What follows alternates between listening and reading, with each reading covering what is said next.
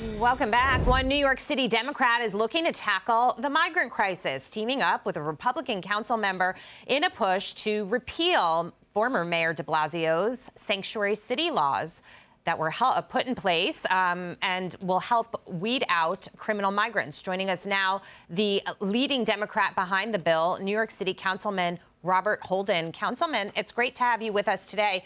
You're teaming up with Joe Borelli. You introduced this bill. It's not very popular within the council, but a lot of New York City folks will tell you that our sanctuary city laws are actually harming the people who live here because you have a police department that can't work with ICE to get these criminals out of the system and send them home. How did it go this week? Well, I think we've gotten a lot of support from the voters, our constituents, and we're getting a lot of calls thanking us for introducing this bill. Long overdue, by the way. But just let's go back to why we created Homeland Security. It was after 9/11 because the feds, the cities and states didn't communicate with one another, especially police departments and so forth. So we created Homeland Security for that purpose, so to communicate. And what did the city council do and the mayors subsequent to that, de Blasio? They started protecting criminals and not cooperating with ICE. That's just a recipe for disaster, by the way, because we're headed for another 9/11 with certainly the southern border. So many people, so many millions of people getting through. Terrorists are also getting through. Councilman, let me ask you about the southern border. President Biden issued an executive action on the border. Do you think it's going to make any difference? No, too little, too late, first of all. But again, letting 1.8 million people in a year is, again, lunacy.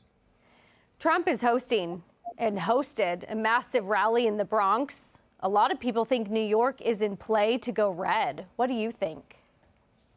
Well, that remains to be seen. I'll believe it when I see it. But, New York's been, totally blue. So we'll see. I know I've seen more support for Mr. Trump in my district and around the city.